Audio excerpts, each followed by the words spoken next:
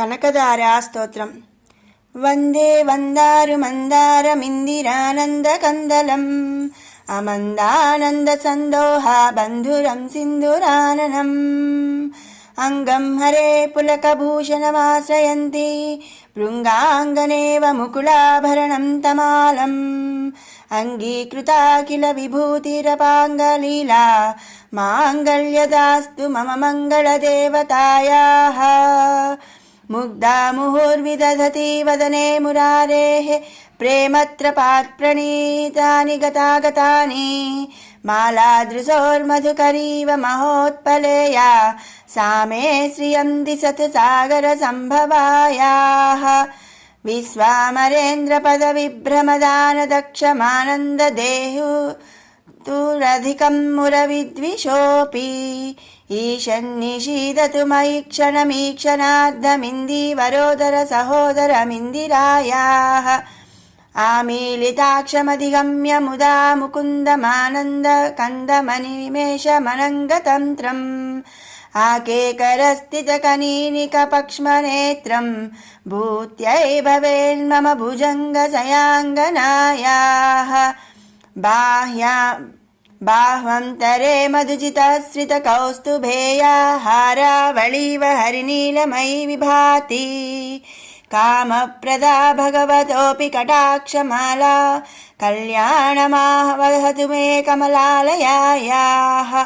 కాళాంబుదాలిలలితోరసి కైటభారేర్ధారాధరే స్ఫురతి yeah తటిదిరంగనేవా మాతుః సమస్త జగతాం మహనీయమూర్తిః భద్రాణి మే దిశతు భార్గవనందనాయాః. ప్రాప్తం పదం ప్రథమతః ఖలు యత్ప్రాభావాన్ మాంగళ్యభాజి మధుమాతిని మన్మథేన మయ్యాపతేత్తదిహ మంతరమీక్షణార్థం మందాలసం చ మకరాలయ కన్యకాయాః.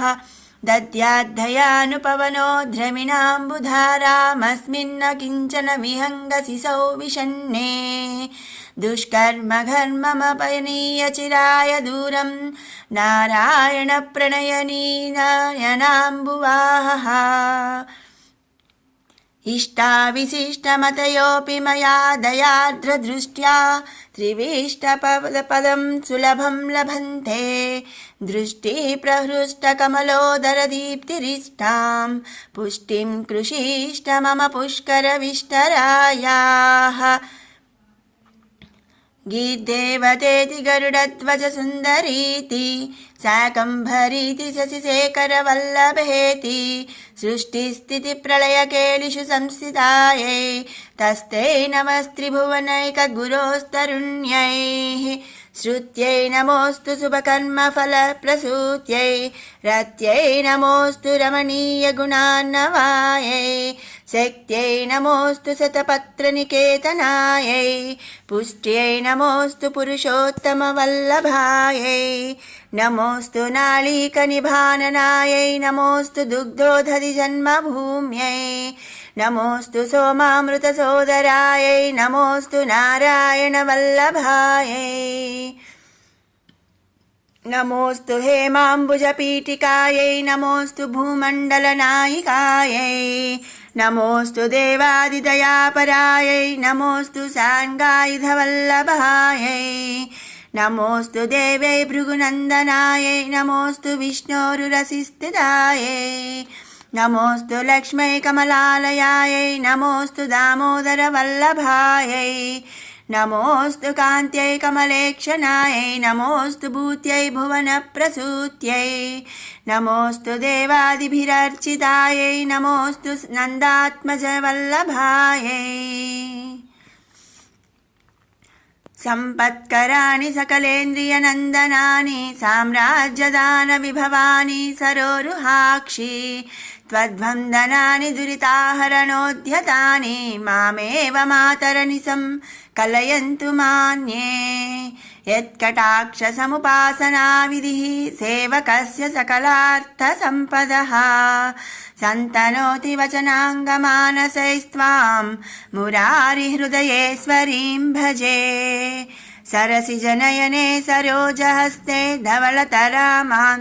धवलतमां सुखगन्धमाल्यशोभे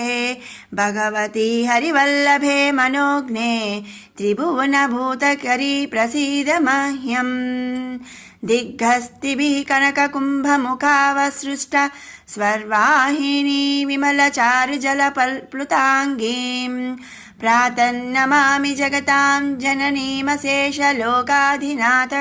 गृहिणीममृताब्धिपुत्रीम् कमले कमलाक्षवल्लभे त्वं करुणापूरतरङ्गितैरपाङ्गैः अवलोकय माम किञ्चनानां प्रथमं पात्रमकृत्रिमं दयायाः बिल्वाटवीमध्यलसत्सरोजे सहस्रपत्रे सुखसन्निविष्टाम् अष्टापदाम्बोरुहपाणिपद्मां सुवर्णवर्णां प्रणमामि लक्ष्मीं कमलासनपाणिना ललाटे लिखितामक्षरपङ्क्तिमस्य जन्तोः परिमार्जय मातरं घृणाते धनिकद्वारनिवासदुःखतोग्ध्रीम् अम्बोरुहं जन्मगृहं भवत्याः वक्षस्थलं भर्तृगृहं मुरारेः कारुण्यता कल्पय पद्मवासे लीलागृहं मे हृदयारविन्दम् स्तुवन्ति ये स्तुतिभिरमुभिरन्वहं त्रयीमयीं त्रिभुवनमातरं रमां गुणाधिका गुरुतरभाग्यवो बाजिनो भवन्ति ते भुवि बुधभाविताशयाः सुवर्णधारास्तोत्रं यच्चं कराचार्यनिर्मितं त्रिसन्ध्यं यः पठेन्नित्यं स कुबेरसमो भवेत् इति श्रीमत्परमहंस परिव्राजकाचार्यस्य श्रीगोविन्द भगवत्पूज्यपादशिष्यस्य श्रीमच्छङ्करा भगवतः कृतौ कनकधारास्तोत्रम्। श्रीविष्णुसहस्रनामस्तोत्रम्। शुक्लाम्बरधरं विष्णुं शशिवर्णं चतुर्भुजं प्रसन्नवदनं ध्यायेत् सर्वविघ्नोपशान्तये यस्य द्विरधवक्त्राद्याः पारिषद्याः परस्सतं विघ्नं निघ्नन्ति सततं विश्वक्सेनं तमाश्रये व्यासं वसिष्ठनप्तारं शक्तेः पौत्रमकल्मषं पराशरात्मजं वन्दे सुखतातं तपोनिधिं व्यासाय विष्णुरूपाय व्यासरूपाय विष्णवे नमो वै ब्रह्मनिधये वासिष्ठाय नमो नमः अविकाराय शुद्धाय नित्याय परमात्मने सदैकरूपरूपाय विष्णवे सर्वजिष्णवे यस्य स्मरणमात्रेण जन्म संसारबन्धनात् विमुच्यते नमस्तस्मै विष्णवे प्रभविष्णवे। ॐ नमो विष्णवे प्रभविष्णवे। श्रीवैशम्पायनुवाच श्रुत्वा धर्मानशेषेण पावनानि च सर्वशः युधिष्ठिरः शान्तनवं पुनरेवाभ्यभाषत। युधिष्ठिर उवाच किमेकं दैवतं लोके किं वाप्येकं परायणं स्तुवन्तः कमर्चन्तः प्राप्नुयुन्मानवाः शुभं को धर्मः सर्वधर्माणां भवतः परमो मतः किं जपन्मुच्यते जन्तुः जन्म संसारबन्धनात्। श्रीभीष्म उवाच जगत्प्रभुं देवदेवम् अनन्तं पुरुषोत्तमं स्तुवन्नाम सहस्रेण पुरुषः सततोत्थितः तमेव चार्चयन् नित्यं भक्त्या पुरुषमव्ययम् ध्यायन् स्तुवन् नमस्यंश्च यजमानस्तमेव च अनादिनिधनं विष्णुं सर्वलोकमहेश्वरं लोकाध्यक्षं स्तुवन् नित्यं सर्वदुःखातिगो भवेत्। ब्रह्मण्यं सर्वधर्मघ्नं लोकानां कीर्तिवर्धनं लोकनाथं महद्भूतं सर्वभूतभवोद्भवम् एष मे सर्वधर्माणां धर्मोऽधिकतमो मतः यद्भक्त्या पुण्डरीकाक्षं स्तवैरर्चे नरः सदा परमं यो महत्तेजः परमं यो महत्तपः परमं यो महद्ब्रह्म परमं यः परायणम् पवित्राणां पवित्रं यो मङ्गलानां च मङ्गलं दैवतं देवतानां च भूतानां यो व्यवपितः यतः सर्वाणि भूतानि भविन्त्यादि युगागमे यस्मिंश्च प्रलयं यान्ति पुनरेव युगक्षये तस्य लोकप्रधानस्य जगन्नाथस्य भूपते विष्णोर्नाम सहस्रं मे शृणु पापभयापहम् यानि नामानि गौणानि विख्यातानि महात्मनः ऋषिभिः परिगीतानि तानि वक्ष्यामि भूतये ऋषीर्नाम्नां सहस्रस्य वेदव्यासो महामुनिः छन्दोऽनुष्टुप् तथा देवो भगवान् देवकीसुतः अमृतांसूद्भवो बीजं शक्तिर्देवकीनन्दनः त्रिसामा हृदयं तस्य शान्त्यर्थे विनियुज्यते विष्णुं जिष्णुं महाविष्णुं प्रभविष्णुं महेश्वरम् अनेकरूपदैत्यान्तं नमामि पुरुषोत्तमम् अस्य श्रीविष्णो दिव्यसहस्रनामस्तोत्रमहामन्त्रस्य श्रीवेदव्यासो भगवान् ऋषिः अनुष्टुप् छन्दः श्रीमहाविष्णुः परमात्मा श्रीमन्नारायणो देवता अमृतांसूद्भवो भानुरिति बीजम् देवकी नन्दनस्रष्टेति शक्तिः उद्भवः क्षोभनो देव इति परमो मन्त्रः शङ्खबृन्नन्धकी चक्रीति कीलकम् सारङ्गधन्वागदाधर इत्यस्त्रम् रथाङ्गपाणिरक्षोभ्य इति नेत्रम् त्रिसामासामगसामेति कवचम् आनन्दम् परब्रह्मेति योनिः ऋतुः सुदर्शनः काल इति दिग्बन्धः श्रीविश्वरूप इति ध्यानम् श्रीमहाविष्णुप्रीत्यर्थे श्रीसहस्रनाम विनियोगः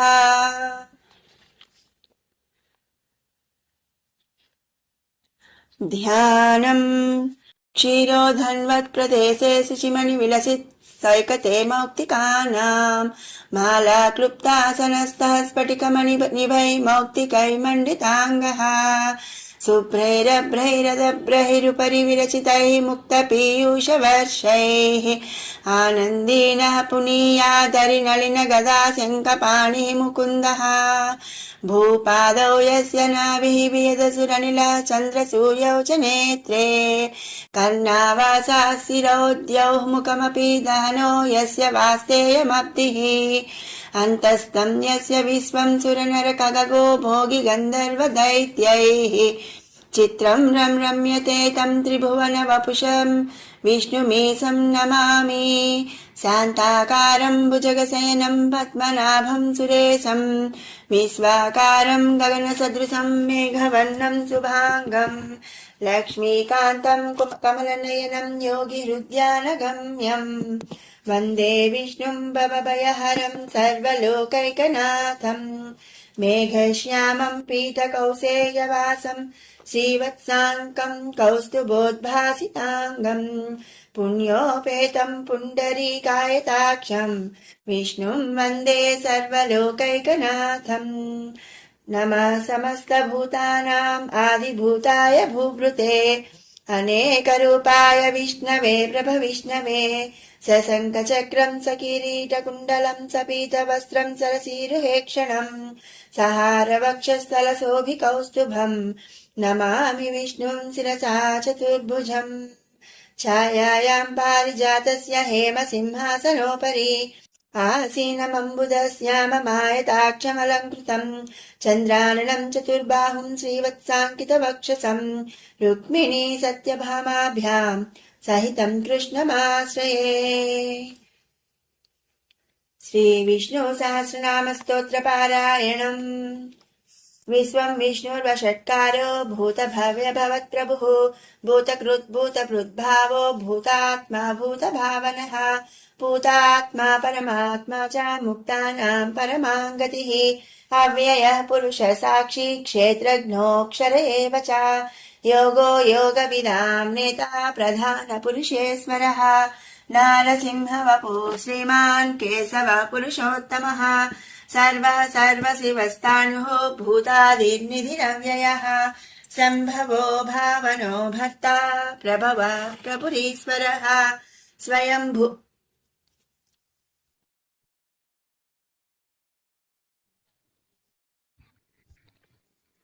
स्वयंभू शम्भुरादित्यः पुष्कराक्षो महास्वनः अनादिनिधनो धाता विधाता दातुरुत्तमः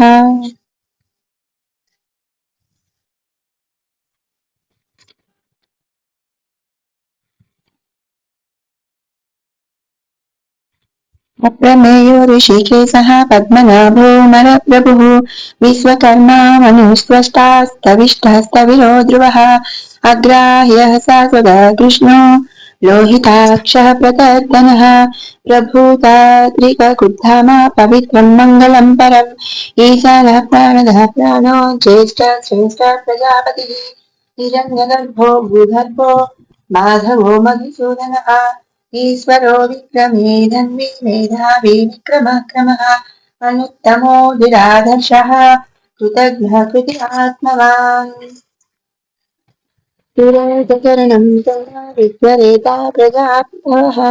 अह संवत्सरो व्यालः प्रत्ययः सर्वदर्शनः अज सर्वेश्वरः सिद्धः सिद्धिः सर्वादियंशितः वृषा कपिलमेयात्मा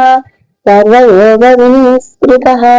वसुर्वसुमनः सत्यः समात्मा सम्यक् समः अमोघः पुण्डरीकाक्षो वृषकर्मा वृषाकृतिः पुत्रो बहुशिरा बभ्रुवो विश्वयोनि शुचिस्वनाः अमृतस्याश्रितस्ताणुः वरारोः महातपाः सर्वदा सर्वविद्वानो विश्वक्सेनो जनार्दनः वेदो वेदविदव्यङ्गो वेदाङ्गो वेदवित्तैः लोकाध्यक्षः स्थिराध्यक्षो धर्माध्यक्षः कृतार्थः चतुरात्मा चतुर्व्यूहः चतुर्धंसा चतुर्भुजः राजिष्णो भोजनं भोक्ता सहिष्णु जगदादिजः मनवो विजयो येता विस्मयो पुनर्वसुः उपेन्द्रो वामनः कांसुः अमोघः सुचिपूजितः अतीन्द्रः सङ्ग्रहः स्तब्धो चितात्मा वेद्यो वैद्यतथा योगी वीरः माधवो मधुः अतीन्द्रियो महामायो महोत्साहो महाबलः महाबुद्धिर्महावीर्यो महासिद्धिर्महानिधिः अनिर्देशवपुष्टिमान् अमेयात्मा महाधिः अनेश्वासो महीभक्ता श्रीनिवासा सदा गतिः अनिरुद्धस्थिरानन्दो गोविन्दो गोविदाम्पतिः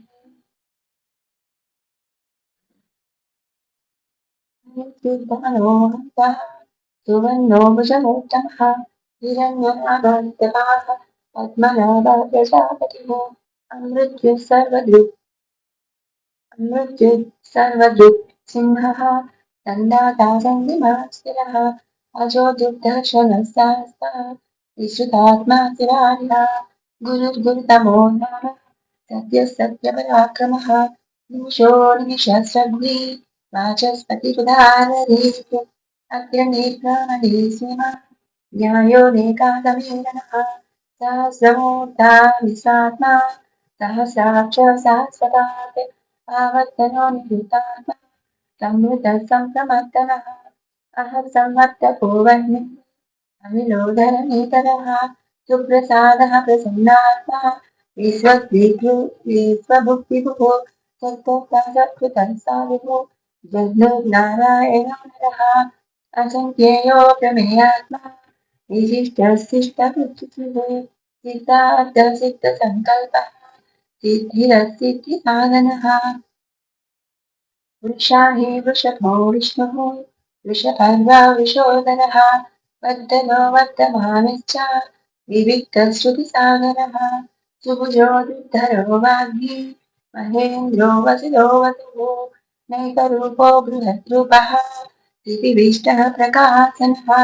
ओजस्तेजो द्युतिधरः प्रकाशात्मा प्रतापनः बुद्धः स्पष्टाक्षरो मन्त्रः चन्द्रांशुर्भास्करस्तुतिः अमृतां सूद्धवो भानुः शशिबिन्दुः सुरेश्वरः औषधं जगतस्येतुः सत्यधर्मपराक्रमः भूतभव्यभवन्नाथः पवनः पावनो नरः कामः कामकृत्कान्तः कामः कामप्रदः प्रभुः युगादिकृद्युगावत्तो नैकमायो महाजनः अदृश्यो व्यक्तरूपश्च सहस्रविधमन्तजित् इष्टो विशिष्टविष्टेष्टः सुखं दिव्याहुतो वृषः क्रोधः क्रोधकृत्कर्ता विश्वबाहुर्महीधरः अर्चितः प्रतितः प्राणः प्राणदो वासवानुषः अपारं निधिरधिष्ठानः मुक्मप्रमत्तः प्रतिष्ठितः स्कन्धः स्कन्धधरो विष्णो वरदो वायुवाहनः वासुदेवो बृहत्तानुः आदिदेवः पुरन्दरः अशोकस्तावनस्तावः शूरः सौरिर्जनेश्वरः अनुकूलस्य तावत्तः पद्मीपद्मनिभेक्षणः पद्मनाभोरविन्दाक्षः पद्मगर्भः शरीरभूत् महत्ति बुद्धो बुद्धात्मा महाक्षो गरुडध्वजः अतुलस्तरभो भीमः समयज्ञो हविर्हरिः सर्वलक्षणलक्षण्यो लक्ष्मीवान् समितिञ्जयः वीक्षरो रोहितो माखो हेतुर्धामोदर सः महीधरो महाभागो वेगवानुमितासनः उद्भवः क्षोभनो देवः श्रीगर्भः परमेश्वरः करणं कारणं कर्ता विकर्ता गहनो गुहः व्यवसायो व्यवस्थानः संस्थानस्थानदोत्सवः परद्धि परमः स्पष्टः तुष्टः पृष्टः सुरेक्षणः रामो विरजो मार्गो नेयो वयोनयः वीरशक्तिमतां श्रेष्ठो धर्मो धर्मविदुत्तमः वैकुण्ठः पुरुषः प्राणः प्राणदः प्रणवाकृतिः हिरण्यगर्भशत्रुघ्नो व्याप्तो वायुरथोक्षितः ऋतुसुदर्शनः कालः परमेष्टि परिग्रहः उग्रः संवत्सरो दक्षो विश्रामो विश्वदक्षिणः विस्तारस्तावरस्तानो प्रमाणं बीजमव्ययम् अत्तो नष्टो महाकोशो महाभोगो महान्तनः अनिर्विण्णस्तविष्टो भूधर्मयोगो महामकः नक्षत्रनेमिर्नक्षत्रे क्षमः क्षामः समीहः यज्ञयुज्यो महेज्यश्चाकृतिः सत्रं ततां गतिः सर्वदर्शी विमुक्तात्मा सर्वज्ञो ज्ञानमुत्तमम् सुव्रतः सुमुखः सूक्ष्मः सुघोषः सुखदः सुहृतो मनोहरोजितक्रोधो वीरबाहुर्विदारकः स्वापरः स्वगतो व्यापी नैकात्मा नैककर्मकृत् वत्सरो वत्सलो वत्सी रत्नगर्भो धनेश्वरः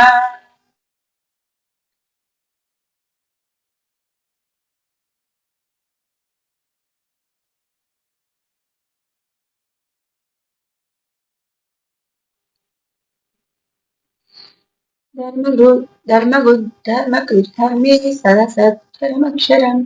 अविद्याताचार्यां च विधाता कृतलक्षणः गवस्तिनेमि सत्त्वत्स्थः सिंहो भूतमहेश्वरः आदिदेवो महादेवो देवेशो देवभृद्गुरुः उत्तरो गोपते गोप्ता विधानगम्य पुरातनः शरीरभूतभृद्भोक्ता कपीन्द्रो भूरिदक्षिणः सोमको मृतपः सोमः पुरुजित् पुरुषत्तमः विनयोजय सत्यसन्धो दासार्हः सात्वताम्पतिः जीवो विनयिता साक्षी मुकुन्दो मितविक्रमः अम्बो निधिरनन्तात्मा महोदधिसयोऽन्तकः अजो महर्षः स्वाभाव्यो जितामित्रप्रमोदः आनन्दो नन्दनो नन्दः सत्यधर्मातिविक्रमः महर्षि कपिलाचार्यः कृतघ्नो मेदिनीपतिः त्रिपदस्त्रिदशाध्यक्षः महाशृङ्गः कृतान्तकृत् महावराहो गोविन्दः कृशेन ककटकाङ्गदी गुह्यो कबीरो गहनो गुप्तश्चक्रगदाधरः वेदास्वाङ्गोजितः कृष्णो दृढसङ्कर्षणोच्युतः वर्णो वर्णो वृक्षः पुष्कराक्षो महामनः भगवान् भगः वन्दे वनमाली हरान्धः आदित्यो ज्योतिरादित्यः सहिष्णुर्गतिसप्तमः सुधन्वा कण्डकर्षुः नारिणो द्रविणाकरः दिवि दृक्सर्ववृत्यासो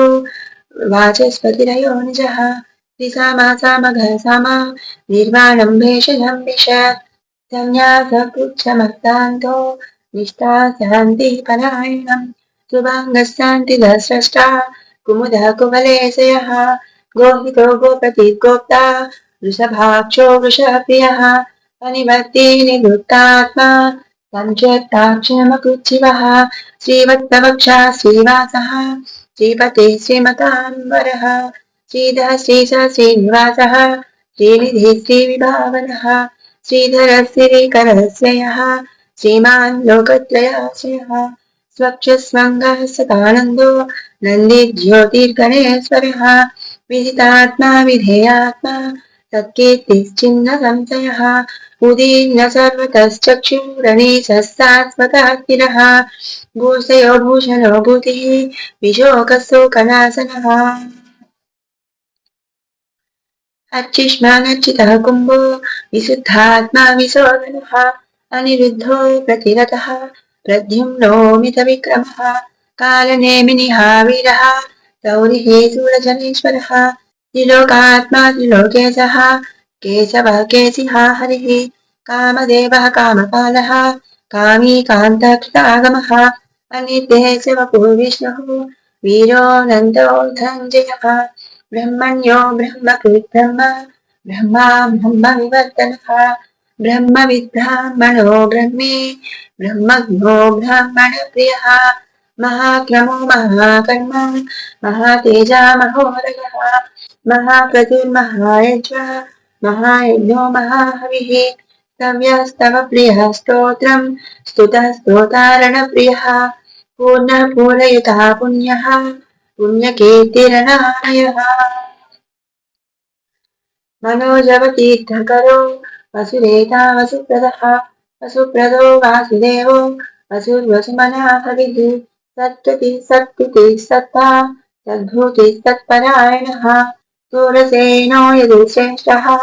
तन्निवादत्रियानः भूतावासो वासुदेवः सर्वासु निलयो नलः दर्पः दर्पधोदृप्तो दुग्धरोधा पराजितः विश्वमूर्तिर्महामूर्तिः दीप्तमूर्तिरमूर्तिमान् अनेकमूर्तिरव्यक्तः शतमूर्तिः सदानन्दः एकोनैकस्तव किम् यत्तत्पदमनुत्तमम् लोकबन्धुर्लोकनाथो माधवो भक्तवत्सलः सुवर्णवर्णो हेमाङ्गो वराङ्गश्चन्दनाङ्गरी वीरः विषमणशून्यो वृथासीरचलश्चलः अमानी मानदो मान्यो लोकस्वामी त्रिलोकजोत सुमेधामेधजोदन्यः सत्यमेधाधराधरः तेजो ज्योतिधरः सर्वशस्त्रभृतामरः प्रग्रहो निग्रहो व्यग्रो नैकशृङ्गो गदाग्रजः चतुर्मूर्तिश्चतुर्बाहुः चतुर्व्यूहः चतुर्गतिः चतुरात्मा चतुर्धावः चतुर्वेदविदेकपाद समावतो निवृत्तात्मा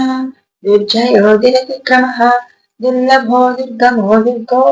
विरावासो विरामः शुभाङ्गो लोकपारण्यः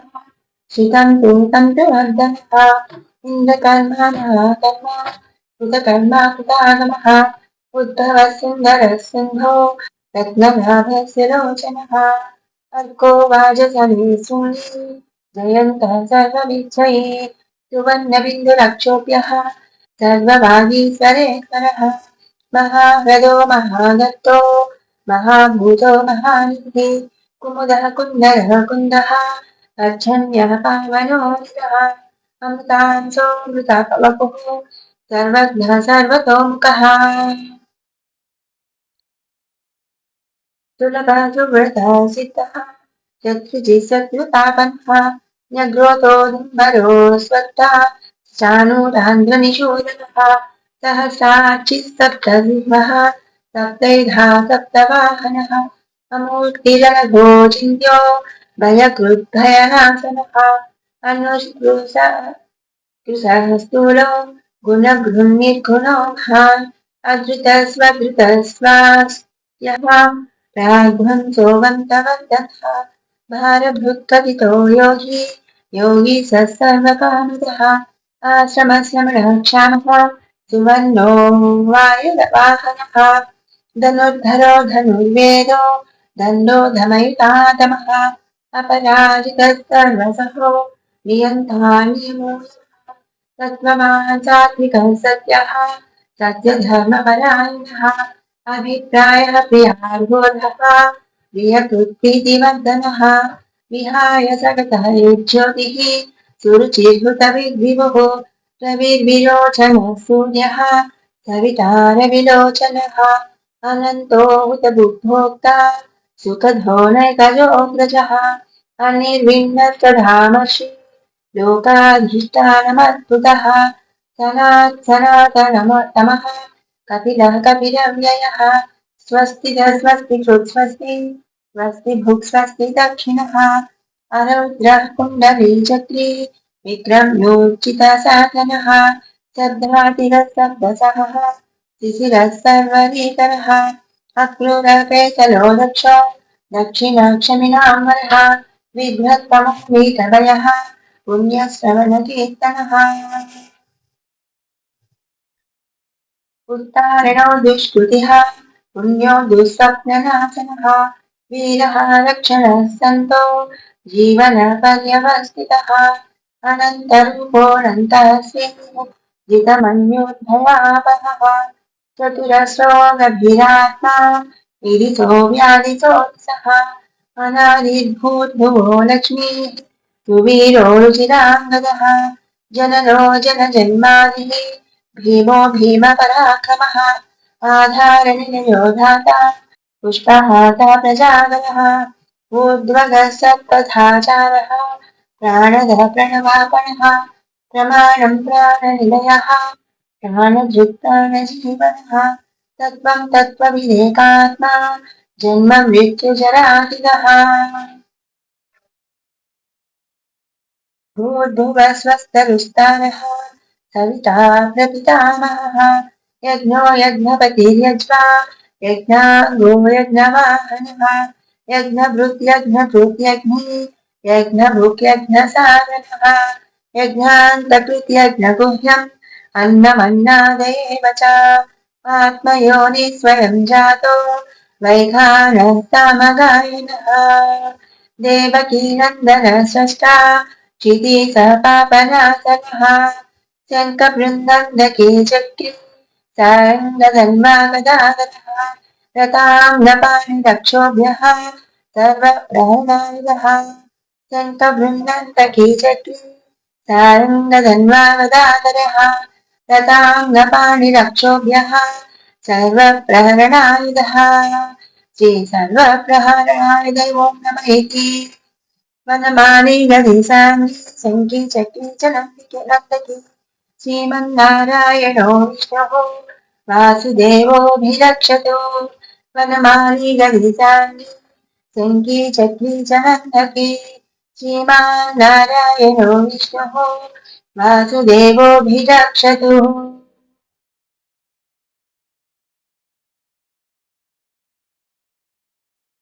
फलश्रुतिः इदं कीर्तनीयस्य केशवस्य महात्मनः नाम्नां सहस्रं दिव्यानाम् अशेषेण प्रकीर्तितं यदिदं शृणुयात् नित्यं यश्चापि परिकीर्तनयेत् नाशुभं प्राप्नुयात् किञ्चित् सोमुक्तेः च मानवः वेदान्तगो ब्राह्मणः स्यात् क्षत्रियो विजयी भवेत् वैश्योधनसमृद्धः स्यात् शूद्रः सुखमवाप्नुयात् धर्मार्थे प्राप्नुयात् धर्मम् अर्थार्थे चार्थमाप्नुयात् कामानवाप्नुयात् कामान् प्रजार्थे चाप्नुयात् प्रजान् भक्तिमान्यः सदोत्थाय शुचिस्तत्कथमानवः सहस्रं वासुदेवस्य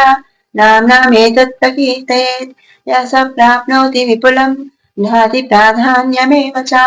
अचलां श्रियमाप्नोति श्रेयः प्राप्नोत्यनुत्तमम् न भयं क्वचिदाप्नोति वीर्यं तेजश्च विन्दति भवत्यरोगो द्वितीमान् बलरूपगुणान्वितः रोगार्तो मुच्यते रोगात् बद्धो मुच्येत बन्धनात् भयान्मुच्येत भीतत्रो मुच्येदापन्न आपदः दुर्गाण्यतितरस्यासु पुरुषः पुरुषोत्तमम् स्तुवन्नाम सहस्रेण नित्यं भक्तिसमन्वितः वासुदेवाश्रयो मत्यो वासुदेवपरायणः सर्वपापविशुद्धात्मा याति ब्रह्म सनातनम् न वासुदेव भक्तानामशुभं विद्यते क्वचित् जन्म मृत्युजरा व्याधि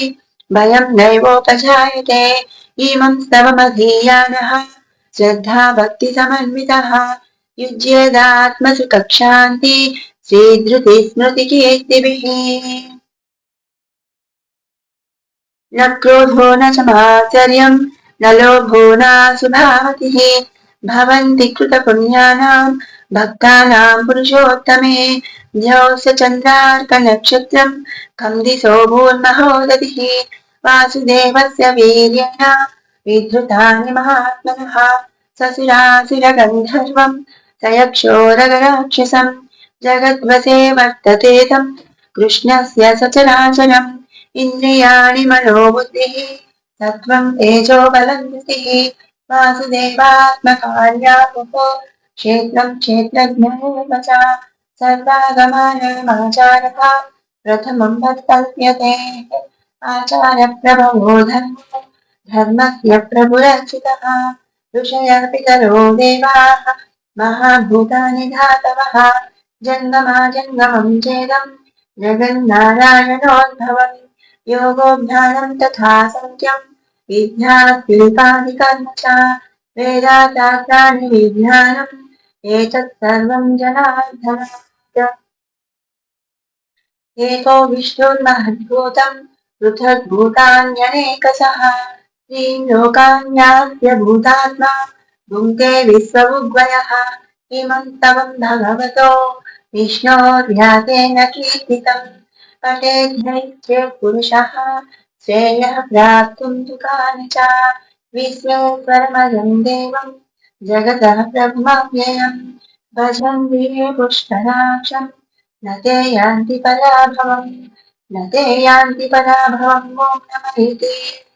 अर्जुन उवाच पद्मपत्रविशालाक्षा